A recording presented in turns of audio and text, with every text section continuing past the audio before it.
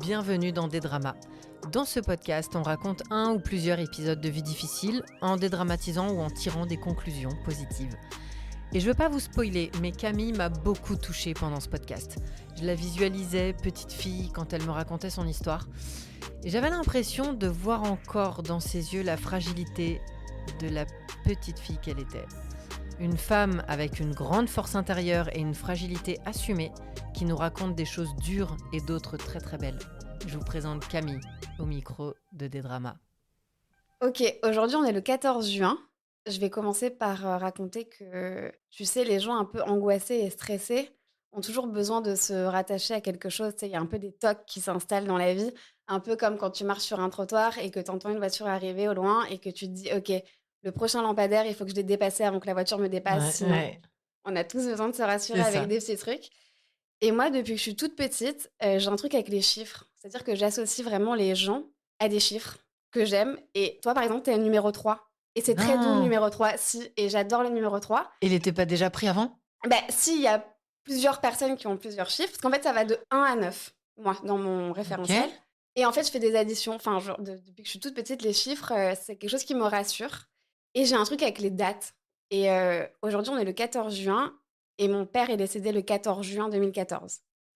Donc c'est ouf qu'on se C'est un voit hasard en aujourd'hui plus parce qu'on a quand on a reporté, calé la etc. date. Mais oui, j'avais pas vu qu'on était. Ah, Quand moi je t'ai dit mardi, je savais pas que c'était le 14 juin. j'ai des frissons Mais déjà. ça a tout son sens que ce soit aujourd'hui. C'est fou. Ça y est, je J'ai l'ai. la chance d'avoir une T'as paire de ton, pères. ton papa J'ai mon biologique. papa biologique qui est décédé le 14 juin 2014. Et j'ai depuis un an, aujourd'hui, jour pour jour, le 14 juin, mon beau-père, le mari de ma mère, m'a demandé en adoption, sans savoir que c'était le jour où mon père était décédé, le Oh. 14 juin. Ah. Donc là, on est vraiment à Toi qui as un an. folle des dates et des chiffres, c'est quand Ouais, même. enfin, folle. Disons que c'est un truc qui me rassure et avec enfin, un truc aussi dont j'essaye de me détacher parce que, enfin, c'est pas bon d'avoir un peu tout le temps des gris-gris comme ça, etc. Mais je trouve ça ouf que ce soit le 14 juin. C'est Non? clair. Ouais. C'est dingue. Et donc, du coup, l'année dernière, ce même jour, je suis à Montpellier chez mes parents et je prends mon train de retour. J'ai passé 5 jours et mon beau-père, je dis encore mon beau-père là parce qu'à l'époque, c'est mon beau-père, vu que c'est le mari de ma mère, part travailler, et m'envoie un texto dans la matinée. Je prenais le train à 17h. On s'est dit au revoir parce que je prenais le train à 17h et j'allais pas le revoir et il m'envoie un texto pour me dire: «J'ai besoin de te parler de quelque chose, on s'appelle quand tu arrives à Paris, ce soir». Je me dis: «Bon, ben, il m'en a pas parlé pendant ces Il 5 aurait pu jours, te le dire en peut-être qu'il veut face, faire une mais. surprise à ma mère», tu vois? Ouais. Genre, une surprise, je sais enfin, bon, je me dis: «Ah, bah, il veut que je sois complice, dans une surprise pour ma mère ou il veut me parler d'un truc», mais vraiment, je suis à 1000 lieues de savoir de quoi il va me parler. J'arrive à Paris, il m'envoie un texto: «Bien arrivé», oui, bien arrivé. Il m'appelle et c'était hyper drôle. Hem, c'est une personne, très pudique, très généreux dans sa bienveillance, dans son amour, dans son écoute, mais c'est quelqu'un qui parle pas beaucoup. Il est psy, il est, docteur, en psychologie et il est psy et il travaille beaucoup avec les enfants, donc et c'est pas pour rien, il écoute beaucoup, il parle peu et donc c'est une personne un peu pudique et je sens, dans cet appel qu'au début sa voix est un peu, fragile et qui tourne un peu autour du pot, il me parle d'un tas de choses, il fait un peu des allers-retours, ça fait très longtemps que j'y pense, mais vraiment je vois pas du tout où il veut en venir. Il brode autour, mais Ah tu sais ouais, toujours pas de quoi. ouais et puis vraiment, il me parle de plein de choses, tu sais, des choses un peu de la vie, le temps qui passe, mais en même temps enfin, c'est très confus et là, d'un coup, bim, il le dit: «J'aimerais que tu deviennes ma fille». Oh. Donc là, tout de suite, j'ai été envahie par l'émotion. Je pense qu'il y a eu un moment de silence, l'un et l'autre, dans le téléphone. Heu, c'était mon cœur battait à 1000 à l'heure. Je trouvais ça fou et tout de suite dans ma tête, bien évidemment, c'était: «Ben oui, grave, enfin, mais c'est bien sûr, Les enfin». demandes en mariage et les demandes en Ouais, paternité, mais quoi. alors attends, justement Ah. et puis on raccroche, un peu, émue et un peu sonnée. Je raconte, à mon conjoint, l'appel téléphonique et en fait, là, d'un coup, je réalise qu'on est le 14 juin que c'est le jour où mon père a été retrouvé, enfin, en fait, on ne sait pas quel jour il est mort vraiment, mais en tout cas sur l'acte de décès, c'est le 14 juin. Il a été retrouvé dans son appartement mort le 14 juin et je l'ai su d'ailleurs le 15 juin, donc le lendemain, le jour de la fête des pères. Donc c'est quand même assez significatif. Voilà, j'étais à Marrakech avec des amis. Je dis à mon conjoint, «Mais c'est fou, enfin, mon beau-père ne sait pas en fait que c'est cette date et je pense qu'il sait pas, peut-être que les dates sont significatives, pour moi» et d'un coup, je me sens, un peu gênée par rapport à mon père. Tu sais, je me dis, Comme si ouais, c'était et un pas peu cool pour lui. ouais, je sais que mon père, m'a beaucoup aimée, et je sais qu'il a aussi beaucoup souffert de m'avoir mal aimée, mais parce que c'est une personne qui a beaucoup souffert. Je l'ai compris avec le temps, avec mon travail aussi, on allait voir un psy depuis 11 ans. Heu, mais donc voilà, donc première réaction, je me dis: «Oh là Un là, peu le de 14 culpabilité. juin, ouais, c'est chelou». Je vais chez le psy, je lui raconte, l'événement et là, je me dis, enfin, je lui dis, enfin, je me dis, parce que quand tu vas chez le psy, tu te le dis à toi, hein, enfin, tu le dis à lui, mais tu te le dis à toi. C'est ça. C'est un faux lapsus que je viens de faire. Je me fais la réflexion de, en fait, mon histoire, m'a rendue forte. Le fait de pas avoir eu de papa, je vais te raconter du coup, comment, enfin toute l'histoire depuis le début, mais je me dis vraiment enfin que ça m'a rendue forte et que je me sens peut-être pas prête, de nier mon histoire. Mais au moment où je me dis ça, je me dis: «Bah non, mais il est pas question de nier mon histoire en fait. Enfin mon histoire, elle est mon histoire et heu et mon père sera toujours mon père. Enfin il m'a donné la vie donc et heu et je me dis que, ben, peut-être que le 14 juin, c'est peut-être un relais, quoi. Tu vois? Justement, Je les c'est imagine limite courir un tous les 2, signe, tu sais, ouais, avec c'est un ça. et je me dis: «Bah, c'est peut-être un signe cool» Ouais. et j'ai un peu des allers-retours de, l'adoption, mais tu te rends compte, à 31 ans, enfin à 30 ans, changer de nom, enfin, je devrais changer de nom, parce que je me marie. Enfin, je suis adulte maintenant et vraiment, j'avais un peu ce rapport de me dire, je suis une femme et si je dois porter un autre nom que le mien, bah, c'est celui de mon mari et du coup, je trouvais Tu ça pas chelou. obligé de changer de nom, mais là, c'était vraiment un Non, point mais c'est important dans le significatif. Ouais, d'accord. ouais, c'était important et je me dis et puis l'adoption, quand on adopte, pour moi, c'est qu'on a besoin d'être, on a besoin d'être protégé, il y a une forme de vulnérabilité. Enfin, je voyais vraiment un petit chaton à adopter et moi, j'étais là: «Mais non, je suis forte de mon histoire et c'est pas aujourd'hui à 30 ans qu'on va m'adopter». Enfin, je me suis faite toute J'ai pas seule et je veux besoin, je suis montrer à plus tout le forte. monde que je me suis faite toute seule et genre toutes mes souffrances sont ma force et voilà. Et là, je me suis rendu compte que malgré toutes les choses qui nous rendent, fragiles et vulnérables et qui, à un moment donné, se révèlent comme une force, enfin, comme quelque chose qui t'a construite et que tu affirmes, c'est cool d'aller bien aussi. Et c'est cool de pas rester enfermé dans ses souffrances, de pas rester Mmh. enfermé dans ce qui nous a fait souffrir, ce qui nous a construit et de donner tout le temps de la légitimité au fait de ne pas aller bien parfois, de se donner des excuses sur les choses qu'on fait pas, qu'on veut pas faire, parce qu'on a vécu ceci ou cela et parce qu'il y a une zone de confort aussi dans là où on va mal, parce que c'est ce qu'on Ce qu'on connaît connaît. et c'est ce qu'on a envie de dégueuler aux gens quand on est en difficulté, parce que c'est aussi un peu notre survie, quoi et je me suis rendu compte que, ben, en fait, c'était cool, même à 30 ans d'avoir, un homme, qui m'aime comme son enfant et ça m'a fait travailler dans ce sens-là, dans le sens de c'est cool d'aller bien aussi, quoi et Ta mère, elle de le savait, qu'il allait non, te alors demander ça ça? fait Non? longtemps en fait, ça fait hyper longtemps qu'il lui en parle, mais le moment où il a pris son téléphone, où il m'a appelé et où vraiment il m'a dit: «Ta mère n'est absolument pas au courant que je suis en train de te dire ça». Non. Enfin, vraiment c'est je ne lui ai pas dit avant: «Ah bah ça y est, je vais demander à Camille si elle veut bien être ma fille», vraiment pas. Enfin, ça s'est fait, Ça, c'est dingue. ouais, c'est fou, quoi. C'est fou. Voilà et c'était pas gagné, enfin, c'était pas gagné, ce de que j'ai un père adoptif aussi merveilleux et que ma mère, soit aimée par un mari, aussi merveilleux. C'est vraiment, l'histoire qui finit bien, quoi.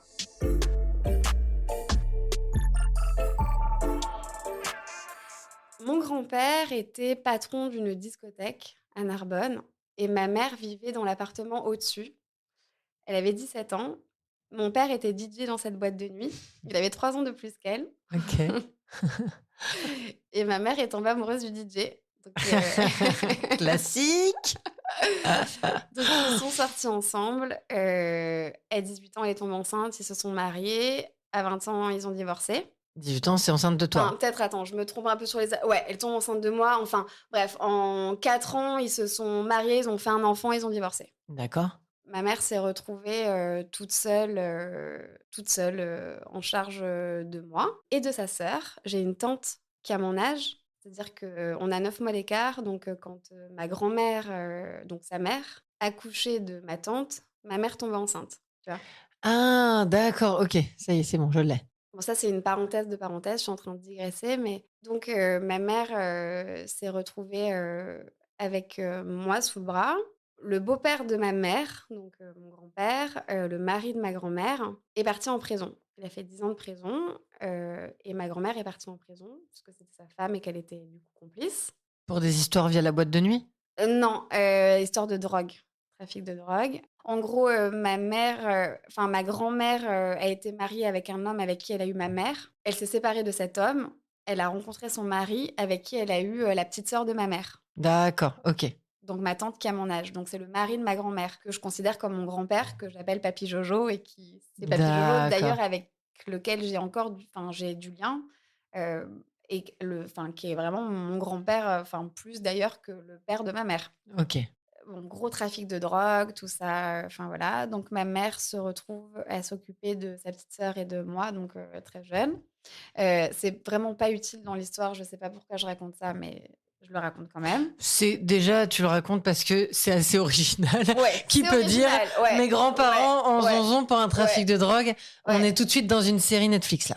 J'ai pas trop de souvenirs, bah, j'étais vraiment bébé, hein, j'avais, 2 ans, quelque chose comme ça là, quand, tout ça est arrivé. Voilà, ma mère rencontre un homme, qui est mon premier beau-père, Lolo, que j'aimais énormément, et qui a disparu du jour au lendemain. Ils se sont séparés, donc j'ai plus jamais revu Lolo. J'ai pas trop de souvenirs de mon père à cette époque. Je crois que je le voyais presque pas. Les premiers souvenirs que j'ai de mon père quand je suis petite, c'est de le voir, quand, je vais en vacances chez mes grands-parents paternels. Voilà, donc je vois mon père, en allant à Narbonne, chez mes grands-parents et puis, je vis donc toujours avec ma mère. Ma mère rencontre, un autre homme, je dois avoir, 5 ou 6 ans et là, c'est le drame. Elle rencontre un homme de 25 ans de plus qu'elle. Pervers narcissique, mais tu sais, pas pervers Ah, narcissique comme quand tu dis: «C'est une expression». Non, mais le mec, c'est trop un pervers le narcissique. vrai, Le vrai le pervers terme médical. narcissique, ouais, exactement. Donc de 25 ans de plus qu'elle.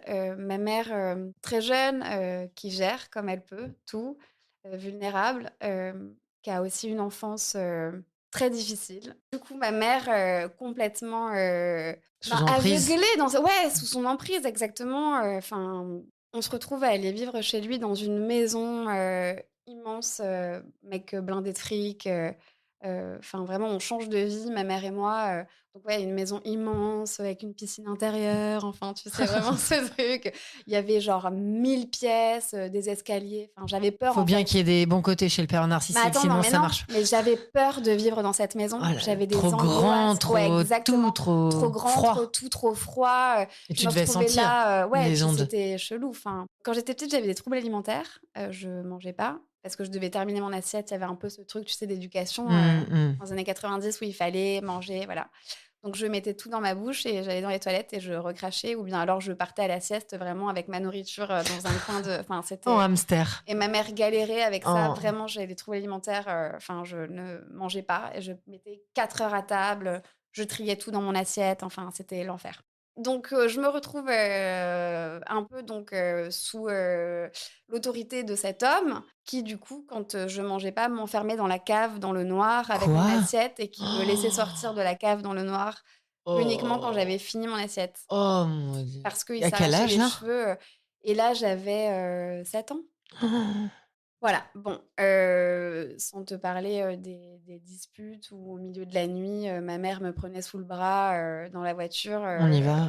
ouais, et où il foutait toutes nos affaires dehors, au milieu de la nuit, enfin, c'était Donc c'était up and down, et par ouais, moments ça allait très bien, j'imagine, et par ouais, moments moi j'ai pas, de méga bons souvenirs, j'étais, beaucoup, dans ma tête, quand j'étais petite, j'avais vraiment un monde parallèle, donc j'étais plutôt dans mon monde. pendant les vacances scolaires, je pars chez mon père. Dans mon souvenir, c'est la première fois que je vais aussi longtemps chez mon père. Donc là, mon père ne vit plus à Narbonne, il vit à Carcassonne et j'ai vraiment le souvenir d'avoir, du contact avec mon père en allant chez mes grands-parents, donc d'avoir vraiment ce truc sécurisant, tu sais, de la maison, familiale dans laquelle, mon père a grandi et puis avec mes grands-parents avec lesquels je me sens en extrême sécurité et cetera. C'est un peu un socle, cette maison d'ailleurs, cet endroit, chez mes grands-parents et là, j'ai vraiment le sentiment que c'est la première fois que je vais passer autant de temps avec mon père qu'avec mon père, loin de chez mes grands-parents puisque c'est à Carcassonne. Mon père travaille la nuit dans des bars, enfin, dans des boîtes de nuit. Donc la nuit, je suis toute seule, DJ encore ou pas?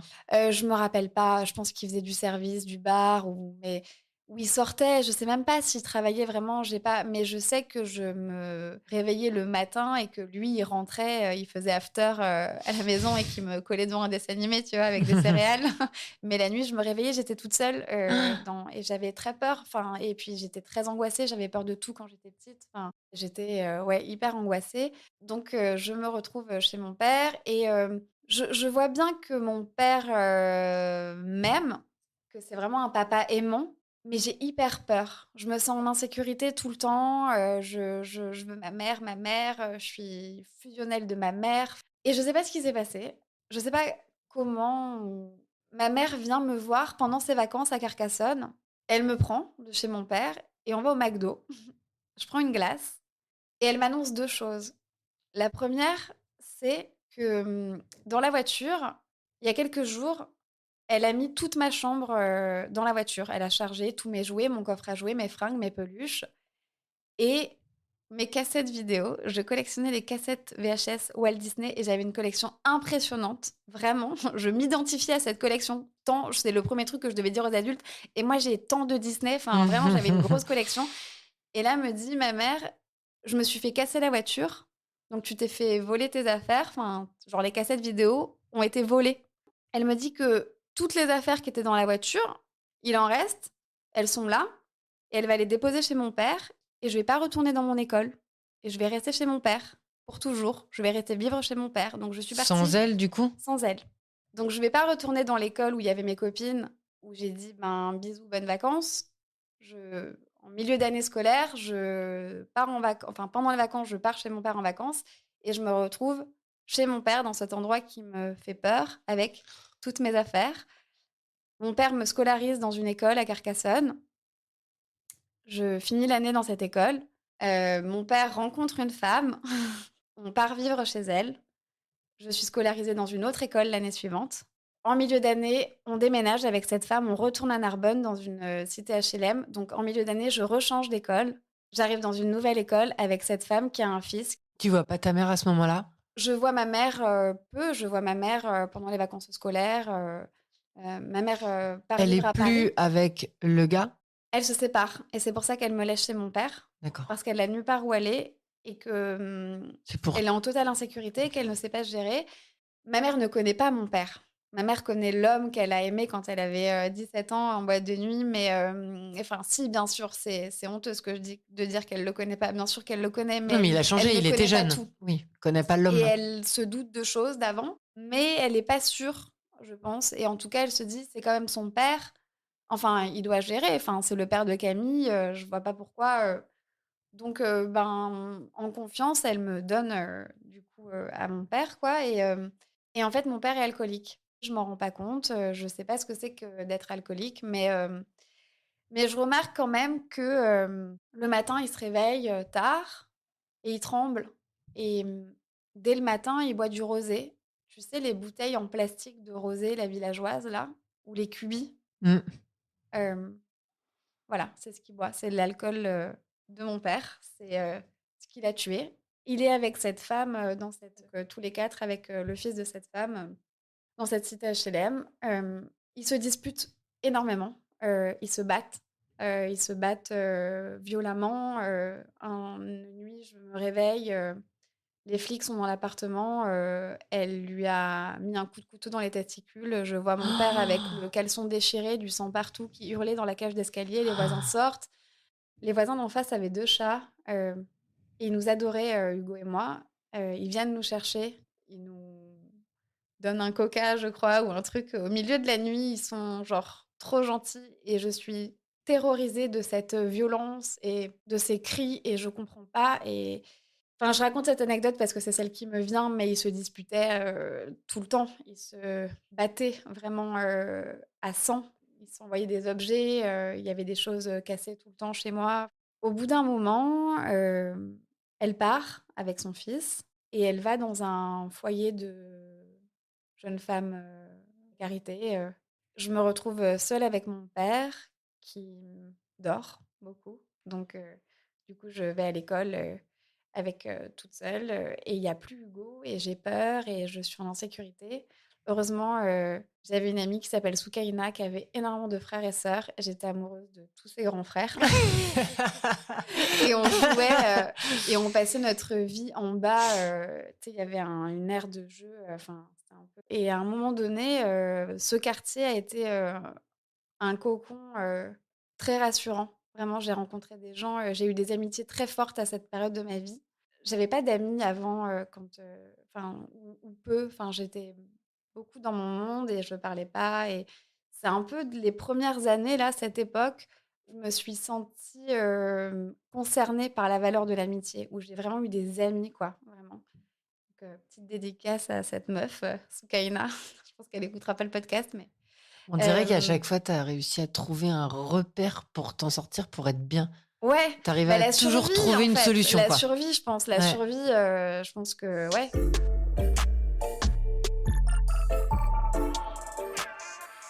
Je suis, donc, dans cette école et mon père, part en hôpital psychiatrique, pour un programme de cure de désintox. Mes grands-parents s'occupent de moi pendant, je crois, 2 mois. Je vais à l'école, toujours dans la même école, donc je suis contente de pas changer d'école parce qu'il y a mes copines, parce qu'il y a Soukaina, parce que je me sens quand même, en sécurité dans cette école et là, c'est trop bien. Je suis chez mes grands-parents. Pour te dire, le matin, je partais avec un pain au lait et une tablette de chocolat dans le pain au lait, plié dans un papier d'aluminium avec un petit brick de jus de fruits et une compote, tu vois? Enfin, genre, j'avais un goûter du matin et un goûter de l'après-midi et j'allais à l'école avec, vraiment, mes grands-parents qui s'occupaient vraiment de moi. Enfin, je me sentais bien. Enfin, j'avais l'impression que c'était ça, en fait, pour les autres enfants. J'étais un peu en dehors de ça parce que je l'analysais et je trouvais ça hyper agréable et j'étais un peu, tu sais, dans un petit jeu. Je jouais vraiment, du coup, à la petite fille modèle, quoi. Tu sais, il y avait un peu ce truc de je Pour sais pas honorer, ouais, ce dont tu bénéficiais, quoi. mais grave et je me sentais bien et j'ai adoré, cette période-là, chez mes grands-parents, Alors c'est que 2 mois, mais quand tu as, 8 ou 9 ans, 2 mois, c'est énorme, en fait, sur une année scolaire, c'est beaucoup. Enfin, je vivais chez eux, Entre-temps, mon père, on pense que ça va mieux, que voilà. Il décide, de déménager puisqu'il se sépare avec la femme, la fameuse femme, enfin voilà. Donc on change d'appartement, je rechange d'école, mais à la rentrée, donc je fais une vraie rentrée dans une école. Donc là, c'est à main, nouvelle école, nouvelle cité, qui est soi-disant, plus calme, alors que moi j'aimais là où on était parce que j'avais mes copines, mais donc nouvelle école, je fais ma rentrée et très rapidement, j'ai des soucis de santé. Donc j'ai, de l'asthme, beaucoup d'asthme, mais qui prend une ampleur, malgré les traitements de fond et cetera. Je j'ai un aérosol là, tu sais, enfin je vais souvent, faire, ça, des cures, tu sais, genre à l'hôpital là, enfin tu restes longtemps avec le truc pour respirer, enfin OK. voilà. Toujours autant de violence, chez moi avec, la nana, avec, laquelle, mon père s'est remis, beaucoup de disputes et cetera et puis, bah, je suis malade. Je suis malade tout le temps, je peux pas manger. Dès que je mange quelque chose, je vomis, n'importe quoi. Je vomis, je vomis, je vomis. Donc, 1re hospitalisation, occlusion intestinale. Oh là. Bon, bah, voilà, donc je reste, un petit temps, j'ai un traitement, tout ça, ça va mieux. Je retourne à l'école. Là où on habitait, pareil, il y avait une aire de jeu, tu sais, avec des toboggans un peu un complexe là, tu sais, où tu as les trucs pour Ouais, grimper, les trucs et ouais. voilà. Je fais la maline, parce qu'encore une fois, il y a des garçons un peu sympas et que je Mmh. veux faire genre, Regardez comme que j'escalade bien. regardez comme j'escalade bien. Je me rétame comme une merde, je me fracture la cheville. Oh là là. Donc gros plâtre, voilà, que je garde hyper longtemps. Je vois ma mère, le week-end. Ma mère est rentrée de Paris. Donc, elle est dans le sud de la France. Donc, ben, elle fait les trajets, elle vient me chercher, donc, je passe des week-ends avec elle. J'ai l'impression que c'est une période où je la vois plus en termes de week-end, plus souvent que les vacances scolaires en tout cas. Et une fois, je pense que ça a été un peu, la fois de trop. Mon père, en grande souffrance, ce jour-là, je rentre, d'un week-end avec ma mère et il est particulièrement énervé ce jour-là. Je monte, les escaliers, en faisant, avec mon sac, des comptes, des comptes de marche en me disant que si le compte, va tomber bien, il va pas être énervé aujourd'hui et que ça va aller. Et ce jour-là, je, rentre, ma mère me dit au revoir.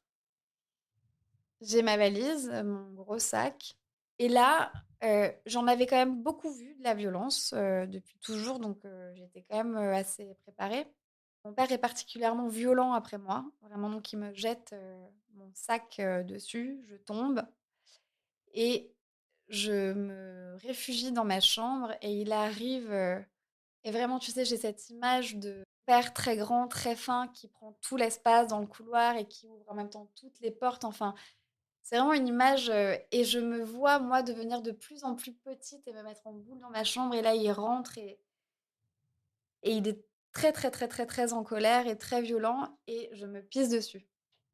Et là, je me dis, à ce moment-là, qu'à 9 ans, se pisser dessus dans sa chambre, c'est pas normal. Là, je réalise qu'en fait, vraiment, il y a un problème, et que mon père me fait très, très peur et que je m'en veux d'avoir très, très peur parce que c'est mon père et parce que je l'aime. Bref, le temps passe, voilà.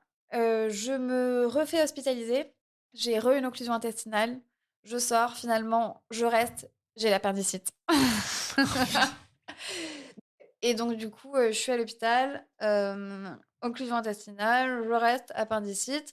En gros, j'avais vraiment beaucoup, beaucoup loupé l'école, mon année de CM1. J'ai été presque jamais en classe, enfin voilà. Mon grand-père, je pense, savait que ça se passait pas bien chez moi. Je pense se sentait un peu impuissant et a déclenché, des visites d'une assistante sociale. Donc, j'ai été suivie par une assistante sociale qui régulièrement venait, me voir, à la maison, me faisait parler, vérifier si j'avais fait mes devoirs. Enfin, c'était un peu entre l'assistante sociale et une assistante maternelle, tu sais? Enfin, des Une fois aide, elle ouais, ouais. c'était chelou, enfin bref. Les choses avancent, voilà, je retourne à l'école après avoir beaucoup manqué l'école et là, je pars à l'école un matin, hem, ben, voilà,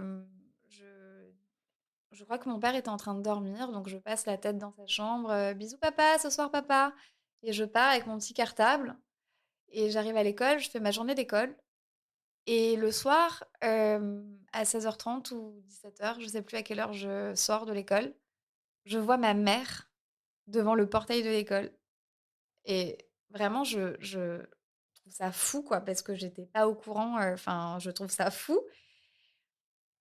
et en fait, elle était là, avec sa voiture, chargée de toutes mes affaires et je n'ai plus jamais revu mon père et à ce moment-là, j'ai, 10 ans. à peine 10 ans. Donc je retourne vivre chez ma mère, donc là où elle avait réemménagé, tu sais, dans le sud. Mmh. Hem, voilà, je finis, pas l'année scolaire, c'était presque la fin de l'année, mais c'est négocié avec l'école, de là où j'habite que c'est OK pour me prendre en CM2, qu'il va falloir s'accrocher parce que j'ai presque pas fait de CM1, que j'ai beaucoup manqué l'école et que et je suis chez ma mère, je sais pas comment je me sens à ce moment-là, je sais pas vraiment comment j'ai vécu cette période. Là, aujourd'hui, je pourrais pas te dire, si, quoi ou qu'est-ce. Je reçois une carte, octobre suivant pour mon anniversaire. Donc je suis scolarisée en CM2, à l'école d'à côté de là où je vis et la carte dit: «Joyeux anniversaire ma fille que j'aime. Papy est mort et moi j'ai la cheville à l'envers. Oh Rien là! ne va ici. Dis papa qu'il t'aime».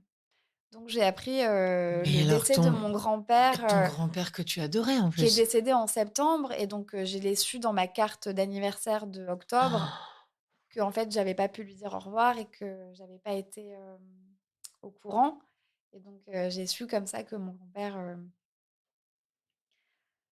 est décédé.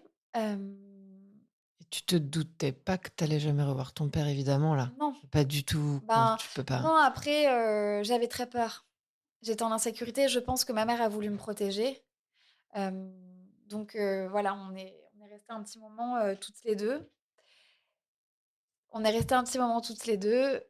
J'ai fait mon CM2 et à ce moment-là, je suis suivie par une psy qui, dit à ma mère que bah, ma mère à cette époque-là est commerciale, donc tu sais, elle est pas là du lundi au vendredi, elle est sur les routes, elle a un très gros secteur, que pour ma stabilité, il serait bien que je rentre en internat. Donc bah, je fais mon CM2 et dès la 6e, je rentre en internat. Entre-temps, ma mère se remet avec le pervers narcissique. Oh merde. Donc Là, tu t'y attendais pas du tout. Tu pensais que c'était ben, terminé, cette histoire? ouais, et puis ça représente tellement toute l'insécurité de tout. Enfin, c'est aussi pour ça que j'avais vécu tout ça et puis, ben, du coup, enfin, c'est tout est voilà. Je rentre en 6e en internat, donc entre-temps, on va vivre, chez lui. Il fait construire une maison, immense, sur un golf. Je rentre en internat, donc du coup, je me sens quand même en sécurité parce que je suis pas directement confrontée à elle. Enfin, je et tout de suite, à l'internat, je crée un truc, pareil, un cocon, l'internat devient hyper important, ça a été vraiment une excellente idée, de cette, psy qui me suivait à l'époque que de soumettre, à ma mère, cette option, quoi. Parce que j'avais vraiment besoin de cadre et de repères et de stabilité. Et donc je suis en 6e et pendant les vacances scolaires, ce mec, avec qui je suis pas très agréable, je pense, crise d'adolescence, méga, méga, méga anticipée, enfin rébellion, rage en moi, enfin, j'en ai En même vécu des temps, trucs et j'en ai vu de la oui. violence! En même temps, tu t'étais Tu es farbellé donc un brin, depuis la naissance, quoi. ouais, enfin là, ça a commencé, je pense, à faire beaucoup. Hem et ben, il a voulu bien faire, il nous dit: «Eh ben, on va recoller les morceaux, on va partir tous les 3 en Égypte parce que ça va on va faire un enfin voilà, on va partir en voyage ensemble, on part en Égypte». Donc moi, hyper contente, je suis en 6e, je crâne. En plus, tu sais, c'est le programme de 6e. Donc je suis là, bah, je vais voir les pyramides, je vais voir le Sphinx, enfin, je suis trop contente, on part en Égypte. Et alors là, c'est là que c'est drôle. Heu, on part en Égypte, on arrive en Égypte et on devait faire, 1 semaine dans le Caire et genre une croisière, tu sais, d'une semaine, sur le Mmh. Nil. Enfin, tu sais, c'est ces voyages, voilà. On arrive en Égypte, on fait une première journée, ça se passe bien et cetera. 2e journée, le matin, il y a une excursion, tout va bien. On rentre à l'hôtel, piscine, de ouf, à l'hôtel, voilà. Je me fais des copains, il y avait des touristes français, je me fais des copains, toujours, toujours me faire des copains. Heu Ça, il y a pas de problème. et en fait, on donc ma mère, comment dire? Elle est en maillot de bain paréo avec sa petite trousse, avec sa crème solaire et la carte, de l'hôtel, tu vois? Ouais. Enfin non, tu vois? Enfin, t en vacances, à l'hôtel, voilà. Tout se passe bien, on est à la piscine. Puis bon, au bout d'un moment, on remonte, dans la chambre. Sauf que, ben, tu sais, la clé de la chambre, en fait, ça ne fonctionne pas. En Ouais. fait, la chambre, ne s'ouvre pas, de l'hôtel, tu vois? Donc ma mère, elle comprend pas, enfin, c'est chelou, donc bah, elle va à la réception. «Bonjour, bah, je comprends pas, enfin, ça fonctionne pas, on peut pas accéder à la chambre, «Ah mais tout a été réglé, enfin le la Check réservation out est close». aujourd'hui «Ouais, et merci, au revoir. voilà, merci, au revoir». Le mec est parti avec tous nos papiers, nos affaires, l'argent. On s'est retrouvés en Égypte, dans cet hôtel, en maillot de Sans bain, rien. sans rien. Mais c'est quoi ce psychopathe? Il y avait eu une embrouille, Bah, grave et juste avant j'imagine qu'ils étaient embrouillés, mais j'en sais rien moi, enfin dans ma mais qui petite vie d'enfant, je sais il pas s'est dit c'était quoi le il s'est dit qu'il allait se passer quoi, là? bah, il s'est dit qu'il allait se passer quoi? Ben je sais pas ce qu'il s'est Il dit. s'est barré et Il puis s'est voilà. barré, Puis point. il s'est barré. Donc en fait, on s'est retrouvés, donc du coup Sans argent mais sans donc. rien, sans rien Edwina. À poil au sens Mais propre, quoi. oui, exactement. Et donc du coup, on a passé des journées au consulat français. Heureusement, ils nous ont donné une chambre, du personnel, tu sais, les chambres, enfin donc voilà. On était logés quand même, et vraiment, c'est là que tu vois aussi, l'humanité et la solidarité Ouais. c'est dans les moments où tu es en détresse que tu sais qu'il y a quand même, il y a quand même de l'amour entre les gens et qu'on a aussi c'est pas un devoir, tu vois? Mais que quand ça va un peu dans notre vie, bah, de s'ouvrir, quoi. En tout cas, on a rencontré des gens super qui ont prêté de l'argent à ma mère quand même, tu vois? Pour prendre des taxis pour aller au consulat français. Moi, je m'étais, liée d'amitié, enfin, elle était adulte, mais la réceptionniste, enfin, qui parlait un peu français et qui était mais un amour et en fait, elle nous a écrit une carte postale quand on est rentré en France et je te l'ai prise pour la lire. Enfin, il y a rien de Oh! fou, tu vois? Mais Énorme. et donc ma mère a sympathisé donc du coup avec, un groupe de touristes français, avec qui on s'est donné, des nouvelles après, enfin on n'a pas gardé de lien, mais c'était très fort en fait de voir que les gens étaient là et grâce à ces gens, ils nous ont quand même pris moi c'était hyper important que tu sais c'est fou parce que tu sais, pas la notion quand tu es enfant, tu as la notion de ce qui est grave, mais c'était tellement important pour moi de voir les pyramides, tu vois? Enfin malgré le fait qu'en fait on c'est improbable ce qui est en train de nous arriver, non, mais il faut absolument que je voie les Je pyramides suis venue et pour en ça. fait, on est parti quand même avec les gens, qui nous ont prêté de l'argent, donc on a quand même pris le bus avec eux, on est allés visiter les pyramides, enfin, j'ai quand même fait bon, je suis restée très peu du coup, en tout et pour tout, on a dû rester 5 jours, tu vois, en Égypte, et on a vraiment clairement passé, sur ces 5 jours, 4 jours et demi, enfin 3 jours et demi au consulat français, tu vois, à attendre dans les Ah. couloirs et tout et on s'est fait, rapatrier en France,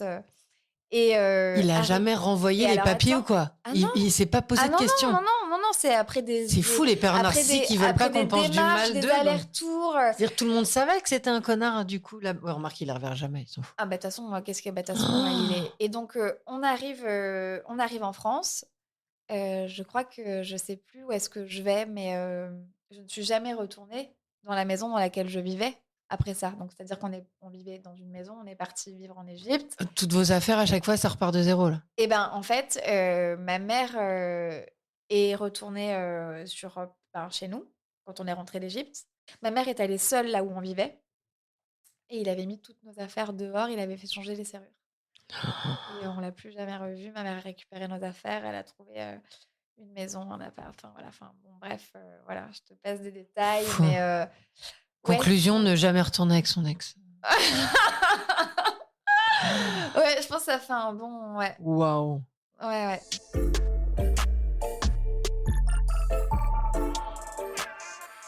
Bon, enfin donc Et t'en voilà. voulais pas quand le jour où t'as compris qu'elle était retournée avec, est-ce que tu te Bah, disais: oui. «J'en veux à ma mère»? Surtout quand tu es Je pense pré-ado que je quoi. l'exprimais pas parce Tu que, en l'exprimes. fait, Tu je savais sais déjà pas, le en fait, poids de tout j'étais ce qu'elle tellement avait. fusionnelle avec ma Mmh. mère, en fait, j'étais tellement en insécurité que ma mère, c'était ma sécurité, que du coup, en fait, c'est dans la déconstruction, dans l'analyse que du coup, tu te rends compte que oui, je pense que, j'en ai voulu à ma mère et puis parce qu'on a une relation à la fois fusionnelle mais conflictuelle et à la fois enfin, c'est tellement, enfin, tu vas me dire, C'est comme toutes les complexe. relations Oui. mère-fille, mais dans les grandes lignes, en gros, je te l'ai fait dans les grandes lignes. Bon, après, il y a eu encore, un tas de choses et puis entre-temps, je suis partie vivre aux Antilles, à Saint-Martin et puis donc du coup, j'ai loupé une demi-année scolaire de mon internat, mais je le vivais super mal. Donc du coup, bah, je suis ren ma mère est restée là-bas, mais moi, je suis rentrée en France pour Là, tu es retourner dans mon partie internat. avec elle, Ouais, vivre avec là-bas elle et et après tu es un autre revenue? homme, un beau-père. OK. Un autre, donc voilà et puis, l'internat, tout ça et puis, bah, j'étais très ancrée dans cette sécurité-là. J'ai rencontré, mon premier amour qui s'appelait Camille comme moi, enfin qui s'appelle toujours, Non! ouais, si, si et je me suis créé une famille, en fait, avec sa famille. Sa famille était ma famille, donc on était dans le même internat. Donc les week-ends, j'allais très régulièrement, voire presque tous les week-ends chez lui, dans sa famille et j'étais, leur enfant, enfin, c'était vraiment ma famille. Ça a été un endroit, un moment donné dans ma vie très important. Cette relation était très importante, c'est ce qui m'a permis aussi de me poser sur tout ce que j'avais vécu pour pas trop partir en couille à ce moment-là. Enfin, c'est un moment charnière, je pense, et cette relation a été très importante. Hem, voilà et puis, bah, la vie a fait que, bah, on s'est séparés et puis après, je suis venue vivre à Paris, très rapidement à 19 ans. pour faire mon école de théâtre, tout ça. Mais, et j'avais, ouais, je devais avoir 15 ans quand j'ai rencontré mon premier mec.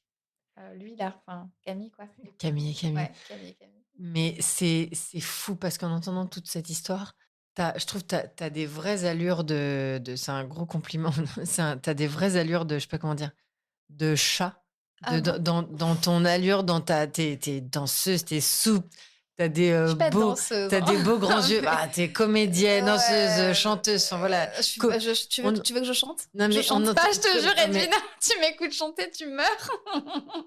moi je t'attribue tout le panel de l'artiste quoi. Mais Non, tu joues dans des mais comédies le yoga, musicales, du coup, ouais, et ouais, du coup. quand on a en flashback tes DVD de Disney, ta collection, le fait que tu joues depuis 8 ans dans Peter Pan Bobino, Ouais, et ouais. je te vois, moi, en chat, et après tout ce que j'écoute, je vois encore ce chat qui retombe toujours sur ses pattes, quoi. Mmh. Toujours, quoi qu'il arrive, tu fais une pirouette, on peut te jeter du balcon, je sais pas où, ha ha ha, tu ne t'en sortiras pas, et toi t'es là. Oui, mais alors quand même là-bas, l'herbe, elle a l'air pas mal, je vais aller me poser. Et du coup, c'est incroyable. Et ça illustre tellement le propos que je veux, dont je veux parler, qui est ça, qui est à quel point tu dégages un truc très, très, très positif. Il y a des gens qui auraient pu vivre des trucs similaires aux tiens et ils portent sur eux c'est pas de leur faute, c'est parce qu'ils n'ont pas réussi. Peut-être ils n'avaient pas les armes, peut-être ils n'avaient pas la volonté pour réussir à. Et ils portent sur eux des trucs qui sont malheureusement négatifs et ça se sent. Et on sent le poids. Et bon, la première fois que on se l'est dit, on s'est croisés, on a fait Ouais, waouh, ouais, on ouais. sent une énergie, on sent quelque chose. Et c'est fou de se dire, enfin, c'est dingue. J'ai envie de dire bravo, mais c'est qui tu es, c'est comme ça. Et à quel point tu, euh, tu vas toujours trouver, et même après, comme tu t'es construit, enfin après, on aura envie de poser 1 milliard de questions, mais ça, de toute façon, Ouais. on le fera en off pour aller encore Ouais, plus ouais, loin. Mais ouais. c'est bon, t'as dû voir dans mes yeux, Oui, je me oui, pleurer oui, oui. 5 fois. Et c'est tellement beau de voir après comment t'évolues et de voir, on voit quoi, qu'en fait, Ouais. tu l'as en toi d'être une battante. J'ai l'impression que tu te rends même pas enfin, c'est tellement inné. T'es pas en Non, je train m'en de bah, vivre après, il un y a eu combat au jour le en jour. fait, j'ai l'impression que là, je t'ai raconté, tu sais, un peu dans les grandes lignes des trucs, des Bien sûr. moments, mais en fait, il y a eu tellement aussi de rencontres. Enfin, le théâtre, Mm. enfin, parce que, enfin, voilà, le théâtre m'a sauvé la vie. Enfin, vraiment, j'ai rencontré 2 profs de théâtre qui, à un moment donné, quand ma mère, après mon père, j'ai fait du théâtre. Ma mère m'a inscrite dans un atelier de théâtre et j'ai eu, de la place pour m'exprimer et j'ai eu, de l'amour, dans le regard, de 2 adultes qui étaient mes 2 profs de théâtre et ça m'a donné envie de me dépasser encore plus et c'est là aussi où on se dit: «Mais, l'amour, c'est le tout pouvoir de tout, en fait. Enfin, vraiment, Ouais. tu peux, genre, déplacer des montagnes, avec, l'amour. Juste pour dire à quel point les rencontres que j'ai faites, ont été, salvatrices et m'ont, clairement, j'ai pas peur de le dire, sauvé la vie. Donc il y a effectivement ces profs, de théâtre, où vraiment le théâtre a été un refuge, le plus beau des refuges.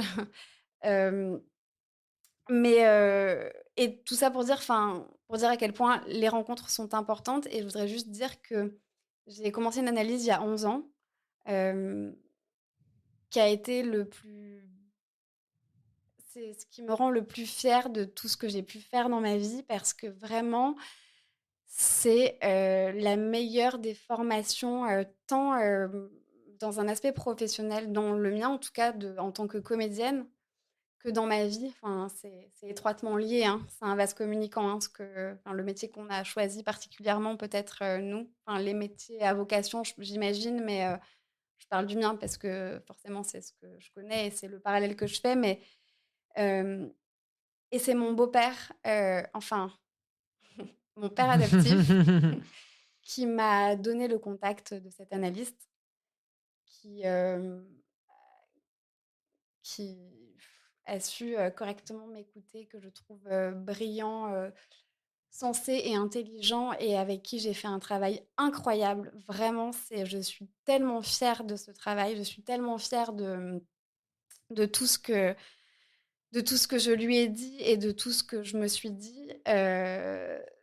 Donc tout ça pour dire qu'il y a vraiment ce truc de rencontre, et que, bah, ça a pas été facile et que je pense que, tout ce que j'ai là, aujourd'hui, c'est certainement, ce que n'a pas eu mon père. Et hem et je peux pas ne pas, être attentive à tout ça.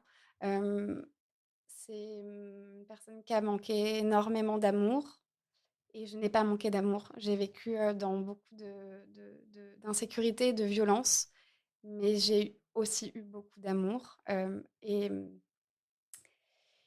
et voilà. Et mon père était, une personne alcoolique, mais il n'était pas que ça. Il n'était pas, un alcoolique, mort à 46 ans tout seul dans son appartement. Il était, une personne hypersensible et incompris et je pense, dans un monde, dans lequel il n'a pas su, exprimer sa souffrance. Il n'a pas été suffisamment aimé et je cherche pas à légitimer, quoi que ce soit. Mais, c'est juste une personne qui a beaucoup souffert et je veux pas, moi, rester T'as dans pas un ouais, d'animosité et non, c'est ça qui et c'est super pour toi aussi et pour lui et pour toi. Tu vas me ouais. lire cette lettre? Alors en fait, c'est pas une lettre, je voudrais juste te dire que du coup, mon beau-père m'a fait cette demande le 14 juin, de vouloir, m'adopter. Du coup, c'est une procédure, tu sais, enfin, c'est au Ouais, tribunal des familles, enfin, c'est compliqué. tout un bordel, hein. C'est pas genre juste tu vas signer un papier chez le notaire et on n'en parle plus. Non, non, il faut prouver, hein, il faut prouver que, le lien, la complicité, les moments vécus, enfin, c'est faut prouver, il faut donner des photos, faut D'accord. enfin, c'est une vraie démarche, hein, qui peut prendre, beaucoup de temps. Là, j'ai le dossier devant moi. En fait, il y a 3 dates significatives dans ce dossier. Il y a, la notification, du jugement, en matière, d'appel, pour la demande, qui a été rendue le 16 décembre 2021. Le 16 décembre, c'est la date de mariage de mes parents. Hem, donc encore une fois, la demande de mon beau-père a été faite, le 14 juin. On a, dans la foulée, déposé un dossier et ensuite, c'est eux qui, le jour où ils peuvent, enfin, tu sais, tu as le dossier, tu le déposes et puis après tu n'as plus, le pouvoir entre tes T'as mains. plus la C'est eux main qui sur le les font. dates, c'est eux qui. La requête a été, déposée, donc j'ai le papier, officiellement, au tribunal avec, tous les éléments et les pièces, pour constituer le dossier, le 7 octobre 2021. Le 7 octobre, c'est la date de naissance de mon père Putain. et la dernière, date, de jugement, avant que le libéré soit fait et communiqué le 16 décembre, le procureur de la République a donné son avis par tampon, donc à la chambre au tribunal judiciaire de Montpellier, le 18 novembre, la date, de naissance de ma mère. Voilà. C'est les 3 dates qui sont inscrites dans ce dossier Mariage, décès, naissance de lui et et du coup, naissance. bah, je me suis dit que, ouais, qu'il y avait un vrai relais là, de mon père, et mon père adoptif, que du coup, il y avait un relais, bah, un vrai relais, de «C'est OK». Alors peut-être que je me l'approprie cette validation de mon père, mais en tout cas, j'y crois j'ai plein de cartes. Juste, j'ai un mot, c'est un mot qui date du 7 novembre 2008. Donc le 7 novembre 2008, je viens d'avoir, 18. Ma chérie, mon amour, pour être honnête, même s'il m'arrive, d'être nostalgique en repensant à la petite fille que tu as été, ce jour, je suis contente de te savoir autonome. Je suis le cœur léger car je suis très fière du parcours sur les chemins de la vie que nous avons foulé vers la joie, le chagrin, les bosses, les trous qui parfois nous font se casser la figure, mais l'amour que nous nous portons nous a toujours remis sur le droit chemin. Alors, bien sûr, la route est encore longue, mais un jour prochain, avec ton petit baluchon, toi aussi, tu partiras à la conquête de ta vie. Sache que si tu te perds, la lumière de mon cœur te guidera. Bon vent, ma fille, mon enfant, mon tout. Je t'aime, maman. Ouais, tu m'as tué aujourd'hui, toi. Oh là là, Voilà. on voit ton côté un peu poète qu'on ressent en ta maman, c'est fou là. Chaque mot, c'est choisi. Putain, un grand J'ai manqué merci, de tout, mais merci. pas d'amour. Merci à toi, Edwina. Merci 1000 fois de m'avoir confié ça. Merci de m'avoir entendu. Et ce sont des larmes de très, très, très positives. Des larmes Je suis positives. très heureuse de t'avoir partagé mon histoire. Je ne pouvais pas la raconter à une meilleure personne que toi, vraiment. C'est vrai que le jour où on s'est vu pour la première fois chez Aux Éclats le lieu, je venais te donner un cours de yoga. Je venais juste de recevoir le compte rendu, la décision d'adoption.